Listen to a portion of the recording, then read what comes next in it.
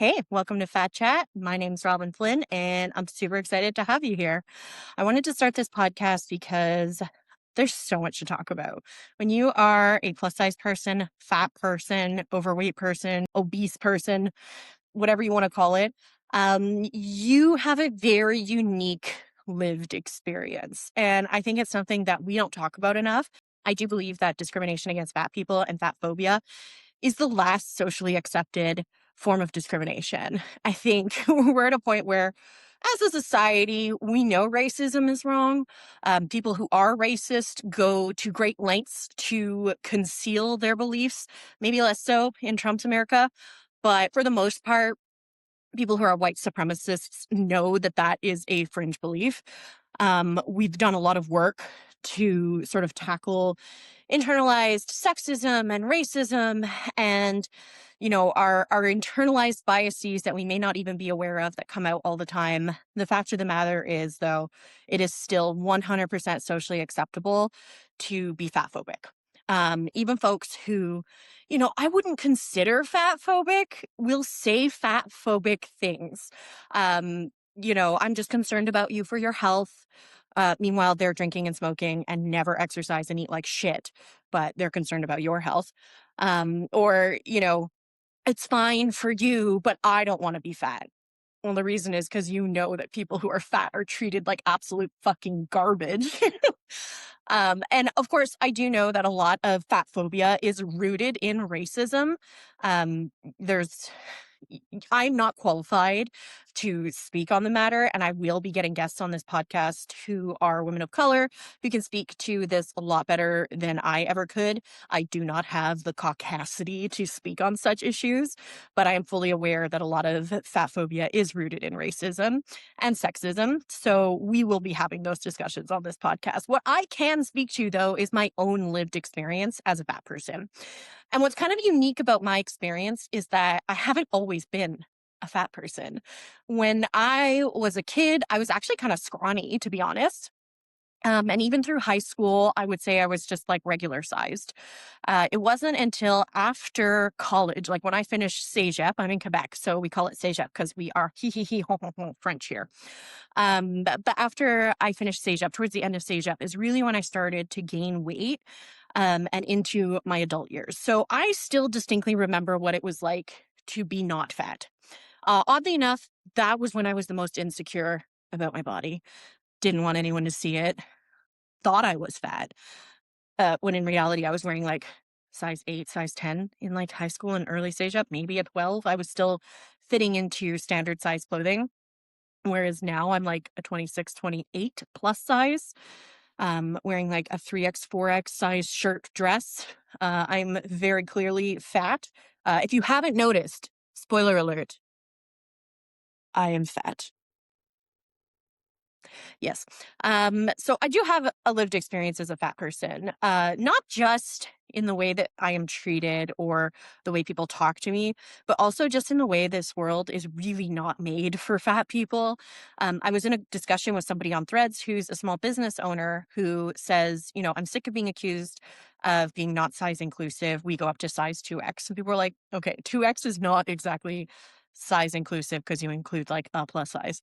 And she had a whole list of reasons that kind of sucked and were kind of bullshit, to be honest, about, the suppliers charging her more for the other clothing. And somebody made a really great suggestion. They're like, so pay more and then divide that added cost amongst all of the sizes so that everybody still pays the same. And she said, well, it's not up to the straight size people to pay for fat people's clothing. And that right there is the root of the internalized fat phobia. She knew that being accused of not being size inclusive was wrong and that it wasn't a good look optically, but she doesn't want to do the work to actually cater to people who are plus size. And in North America, most women weigh more than 200 pounds. That's just like standard size at this point. And yet it's impossible to find clothing that is made for our bodies. I have to shop in the US, which is horrible because as a Canadian, we're trying very hard not to support American brands right now. but our options are super limited. If you have a great spot where you shop for plus size clothing in Canada, though, please let me know. I'm in Quebec, so my options are even limited, more limited than the rest of Canada. But I end up shopping at Torrid, which is overpriced for shitty quality clothing, but it's the only clothing that I know fits my body. So that's where I shop. We don't even have brick and mortar Torrid stores in Quebec, so I can only shop online, which is frustrating because we don't get to have that experience of like going shopping, going to the store, being like, oh, I have plans on Saturday. I would love a new dress. I'm going to go to the store. I can't do that. It's going to take me a week and a half to get something that I order online from Torrid. And I'm going to pay $50 Canadian in shipping, which is another story. I'm very envious of folks who can just like go into a clothing store, look at a rack of clothes and choose what they actually like versus what fits their body. And I haven't been able to shop for something that I like in a really long time. I basically have to choose what fits, and that's it. That's my criteria. Um, it's always out of my budget. It's always too expensive. But I mean, that's probably true of all clothing now, unless you're shopping from like a really, really, shitty overseas places. It's going to be expensive. And look, I don't mind paying if I'm getting quality items, of course. I just don't like paying a ton of money for crap I can only wear a few times. But that experience of being able to browse and think, no, don't like that. Yeah, I like that. We don't really get that opportunity as fat people, as fat women. I recently did a boudoir shoot, which 10 on 10 recommend, by the way. Super empowering, lots of fun. I may pop some of the photos that are um, internet safe, shall we say, safe for work. Most of the photos were NSFW, if you know what I mean. But it was a great experience. And honestly, one of my favorite parts of the experience was when I showed up, the boudoir photographer provides all of the wardrobe options. And she was like, yeah, don't worry, I have stuff in your size. And I was like, do you though? Like, do you? Because it's happened before where people are like, you could borrow a sweater and it's an XL. And I'm like, go fuck yourself. She was like, no, I totally have stuff that will fit you. You're good. I still brought some of my own lingerie because I didn't trust her. But she not only had stuff that fit me, she had a whole rack of stuff for me to choose from. And like, I literally almost cried because I got to go through and not only pick the things that fit, I got to pick the things that I liked. I got to try things on and be like, yeah, I like this. No, not so much. And choose what I felt good in, which is a very unique experience when you're a fat person because you don't usually get to make those choices for yourself. Um, which is frustrating. Another experience I had recently was my car was in the shop. I I slipped and skid into a snowbank. Very Canadian moment, trying to pick my grandmother up for Christmas, and basically she lives like up in the country. So when I skid on the ice, my choice was like go off the road and into the ditch, or just sort of like bump into this snowbank over here. Which, when you're making a split second decision, that was what I decided to sort of like aim for the snowbank. Well, the snowbank, I don't know if it was like packed with ice underneath the snow or something, but I hit it a little harder than I expected and ended up cracking my radiator. Oopsies. So anyway, my car was in the shop for quite a while because this happened 2 days before Christmas. So no one even looked at my car till like January 3rd. And then we had to wait for them to like order the parts, whatever, blah, blah, blah. So in the interim, my insurance paid for courtesy cars for me, right? And I had to cycle through a few different cars because the loaners would need those cars back, right? They'd be like, okay, you take this car for 6 days, then bring it back, we'll give you a different car. So I was cycling in and out of cars. So I got to try a bunch of different vehicles. And one thing I noticed is that there are a lot of cars that are straight up not made for fat people. And I'm not talking about your typical seatbelt concerns. Like, this is something I experience in all cars that, like, especially when you're a woman and you have really big boobs, like I do. Like, I'm a 48J. They don't look that big right now because I'm wearing a really good bra, but I wear a 48J. So when I wear a seatbelt, it comes across my shoulder and it should go down like that, right? What always ends up happening while I'm wearing it is it just slips up over my boob. So it's kind of resting across my chest and into my armpit. And I have to continuously adjust it. And it's not just my boobs, it's also my belly getting in the way, but basically seatbelts don't fit. That is a standard issue that I have in every single vehicle I have ever sat in. What I had an issue with some of these cars was the driver's seat was as literally far back as it could go, and I could still barely get into the car. Now, like, I'm pretty fat. But there's a lot of fatter people than me out there, like, or even just like taller people, like specifically the Hyundai Venue. I had pushed the seat literally as far back as it could go, and I had to like contort and squish my belly to be able to get in. And I ended up still by the end of like the whatever 4 or 5 days I had that car, I was covered in bruises just from trying to get myself in and out of the car. It was wild. And then at one point, the company that was loaning us the car gave me a ride to the body shop so I could pick up my car. And they were giving me and one other guy a ride. He was an older gentleman, so I insisted he sit in the front passenger seat and I would sit in the back. And the seatbelt in the back was literally too short to do up. Like I had it pulled as far as it would go, and it wasn't enough slack to do up. And the guy who's driving me, obviously, you're getting like that ding, ding, ding, ding, like because somebody's sitting in the car and not wearing a seatbelt. And he's like, you have to put on your seatbelt. I'm like, dude, doesn't fucking fit. He's like, well, I'm going to get a ticket. I'm like, what do you want me to do? Like, I'm not making a choice here. It literally does not fit. Like, what do you do in that situation? Like, my option is to walk instead. I mean, I guess then I wouldn't be fat anymore if I walked everywhere, but it was fucking cold that day. It was January in Quebec. It was like minus a fucking go fuck yourself. Like it was so cold. I know that the easy solution, well, not easy, but what people always tell you to do is, well, just lose weight and then you won't have to deal with these problems. Cool. As if we haven't tried that a million times. But also some of us literally don't want to lose weight. I feel like the only acceptable way, socially acceptable way to be fat in our society is to be actively pursuing weight loss. And if you are not actively pursuing weight loss, you are loathed, despised, disgusted. People look at you as subhuman. What do you mean you don't want to lose weight? Don't you want to be healthy? Don't you want to live longer? Don't you owe it to yourself and your family to lose weight?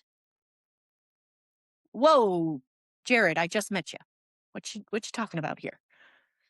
One, you don't get to comment on somebody else's body. Mind your own body. I tell it to my toddler all the time. She's able to grasp it. You should be able to also. Two, I don't owe you or anyone a fucking thing. What I do with my body is my business. And three, I think I look good. I think that being fat suits me, to be honest. It's natural filler. I don't have to worry about wrinkles or fine lines because all of my wrinkles and fine lines are filled with natural filler fat. So I don't need to get Botox or filler and any of those things. So huge advantage there. Not to mention, I like being soft and squishy and curvy. That's just what I like for myself. I think it's reasonable to expect that I should be able to get into a vehicle. I think it's reasonable to expect that I should be able to purchase clothing that fits my body. I think it's reasonable to expect that if a guy is holding a door at a cafe for the woman in front of me who is thin, that he'll hold it for me too. That he won't let it slam in my face and pretend I'm not even there. I think it's reasonable for me to be able to go out to eat and not worry about everybody around me judging what I'm eating. If I order a salad, yeah, okay, that's probably the first time she's had salad in years. If I order a burger and fries, well, that explains why she's so fucking fat.